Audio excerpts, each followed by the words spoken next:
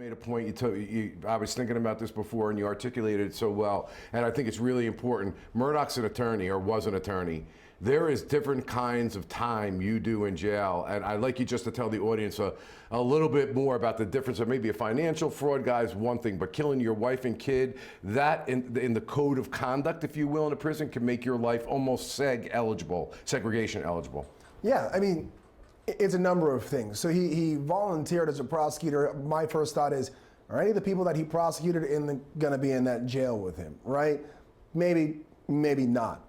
The other thing is, as much as those people who are not in jail, who have never spent time in jail, may think, well, one criminal is just as equally bad as the other criminal. No, there's a hierarchy, there's a standard in there.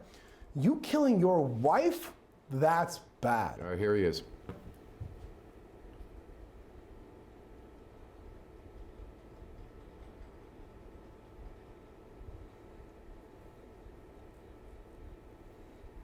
And there he goes. I don't know if I mentioned the bailiffs, but I want to thank them. And there's another group of people who you don't know who they are, but that's the jurors. And not just the jurors, but the alternates, the ones who didn't even get to serve to the very end, but people who were taken away from their families. And I want to thank the families of our jurors who sat here every single day for what seemed like long amounts of tedious, monotonous information and evidence. Sometimes people didn't know what it meant. They didn't understand it. And they had to sit there and process it and hear it over and over and over again. And I want to thank these nameless jurors whose identities have been protected. They may make their identities available to all of you at some point, but they sat there and they delivered justice tonight, and I want to thank them for their role in this process. Amen. You know, Winston Churchill said, democracy is the worst form of government except for every other kind. I kind of want to adopt that and say we may have the worst criminal justice system in the world, but it's better than every other kind that there is. And our criminal justice system worked tonight. It gave a voice to Maggie and Paul Murdaugh, who were brutally mowed down and murdered on the night of June 7th, 2021 by someone that they loved and someone that they trusted. And they couldn't be here to testify for themselves tonight. Their testimony came through the evidence and the information that was gathered by the men and women of the agencies I've just mentioned. It came from the testimony of the agents and the investigators and the attorneys and the folks in our staff who were able to get it to the court record. And so I want to say tonight, their voice was heard tonight, and justice was brought for them. We can't bring them back, but we can bring them justice. Versus Richard Alexander Murdaugh, defendant. Indictment for murder, SC Code 16-3-0010, CDR Code 0116. Okay. Guilty verdict. Signed by the forelady, 3/2/23. Docket number 2022-GS-15-00593, the State of South Carolina, County of Colleton, in the Court of General Sessions, the July term of 2022. The State versus Richard Alexander Murdaugh, defendant. Indictment for murder, SC Code 16-3-0010, CDR Code 0116. Verdict, guilty, signed by the forelady, date 3/2/23. Okay, I tell you, I saw a look on that face, a little wobbly there in my mind, ashen, and I personally thought he was going to go down. But, you know, what do I know? Gigi McKelvey is our correspondent out there for the Law and Crime Network, having done a great job with Anjanette. Gigi, you were there. What was the tension like? I felt like it was cut through a knife over here all the way in studio in New York. Talk to me about it. And am I right? Was he getting wobbly? He looked shaky up there. Yeah, and I have to say, just as we were waiting on family to get there and for everybody to get seated, he looked very jerky from behind. You could just tell he was very nervous. There was a FaceTime there at the defense table. I don't know with who. We heard it. We couldn't see specifically who it was.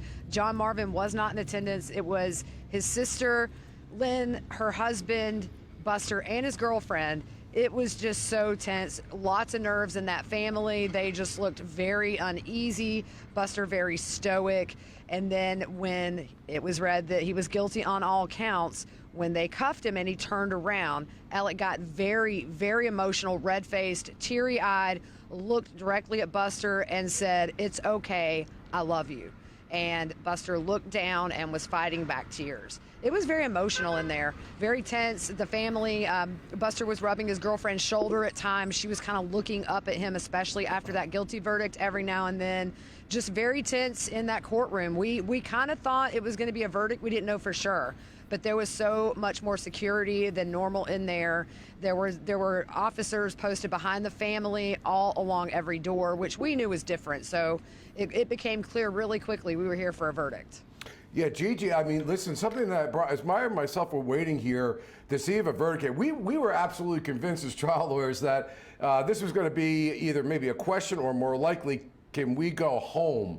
But this verdict came out really fast, and when we heard it was a verdict, because you guys were the first ones to be reporting that out, we were like, wow, somebody lost big time, and we suspected it was the defendant. Were you guys shocked down there too, how fast this went?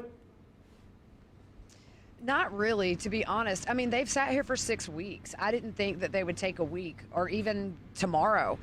So a lot of us down here really thought maybe by the end of the day today we would have a verdict. We just kind of had a feeling. The jury's been looking really tired this past week, and it's been a long marathon, and I think they were just ready. They've heard it. I don't think there was really much to discuss unless you had somebody that was holding out. But they did do some work in there. They requested the TV monitor to watch some videos. So I think maybe they just took a moment to look over something, maybe one or more questioned. But man, that was a quick verdict. And as soon as when the officer came in and told us there will be no reaction when the verdict is read, that was the first time we knew for sure it was a verdict. And then we all kind of looked. And at the same time, he made very clear if there was any reaction from the public, we would be escorted out really quickly. Yeah, you know, I think this judge handled this courtroom extremely well, very professionally. The lawyers were very professional. We could argue about little things here and there. Everybody could talk about something at trial. I thought this was a really fair fight, and it was a very, very sophisticated presentation. The judge kept great control of the courtroom. But let me ask you, when you're there and that verdict is coming out, did you tend to see any more or less of a reaction from one side or the other? In other words, did you see defense attorneys that were nervous? Everybody looked nervous. I have to say the SLED agents, every one of them looked like they had been in the sun for 8 solid hours. Red-faced, pacing a little bit, just kind of nervous chatter. And you could hear a pin drop when that verdict was read. So I think that there were nerves on all sides. You could just see it. It was very palpable. You could almost cut it with a knife in there. Okay, and we have a minute left, but when actually the verdict was read, were there any eventual sighs of relaxation or outbursts or anybody saying anything shortly after that? Not a word, not a sound. It was very quiet. I think that even though most people expected this verdict, just to hear guilty after 6 long weeks at a trial, which was supposed to be 3 weeks, it's kind of like, wow, we're here and it's over. And so now we know sentencing is tomorrow morning at 9:30, which that got a few sighs out of the courtroom. But otherwise, when that verdict was read, no, you could hear a pin drop. Yeah, I got to tell you something that surprised me, Gigi's. You got the verdict tomorrow. They're going to be going right into the sentencing. You have done an amazing job.